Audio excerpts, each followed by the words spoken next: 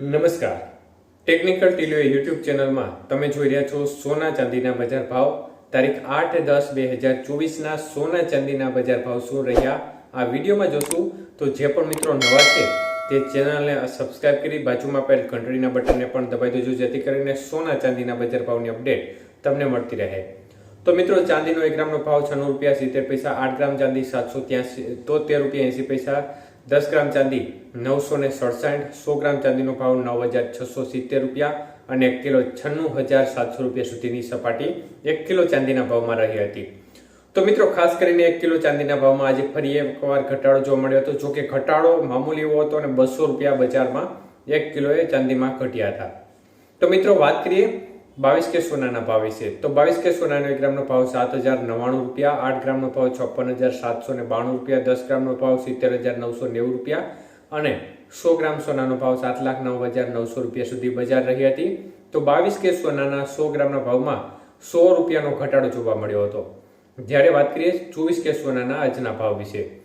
તો મિત્રો, 24K સોનાનો 1 ગ્રામનો ભાવ જોઈએ તો 7,744 રૂપિયા, 8 ગ્રામ સોનાનો ભાવ 61,952, 10 ગ્રામ સોનાનો ભાવ 77,440 રૂપિયા, જ્યારે 100 ગ્રામ સોનું 7,74,400 રૂપિયા સુધી બજાર રહી હતી.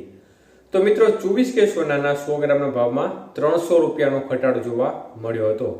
જ્યારે વાત કરીએ 18K સોનાના ભાવ વિશે તો 1 ગ્રામ સોનાનો ભાવ 5,808 રૂપિયા, 8 ગ્રામ સોનાનો ભાવ 46,464, 10 ગ્રામ સોનાનો ભાવ 58,080 રૂપિયા, જ્યારે 100 ગ્રામ સોનું 5,80,800 રૂપિયા સુધીની સપાટી રહી હતી.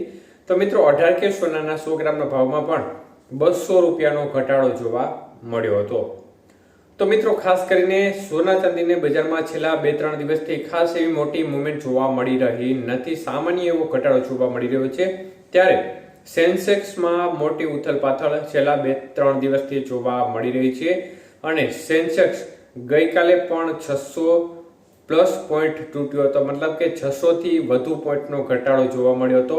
નિફ્ટીમાં પણ ઘટાડો જોવા મળ્યો હતો. સાથે સાથે જે ડોલર છે તે પણ મજબૂત થયો હતો અને ભારતીય રૂપિયો છે તે નબળો સતત પડી રહ્યો છે અને હાલ ગઈકાલની જે સ્થિતિ ડોલરની હતી તે પણ આમ જોવા જઈએ તો 83 રૂપિયા અને 98 પૈસા જેવી સપાટી નજીક જે ડોલરના ભાવ છે તે રૂપિયા સામે જોવા મળી રહ્યા હતા. મતલબ કે રૂપિયો છે તે સતત નબળો પડી રહ્યો છે અને 84 રૂપિયા સુધીના લેવલ સુધી હવે રૂપિયો આવી ગયો છે. તો સતત રૂપિયો આપણો છે તે નબળો પડી રહ્યો છે ડોલર સામે અને આ પરિબળોને આધીન જે અત્યારે યુદ્ધ ચાલી રહ્યું છે તે પરિબળો પણ અસર કરતા જોવા મળી રહ્યા છે. આભાર.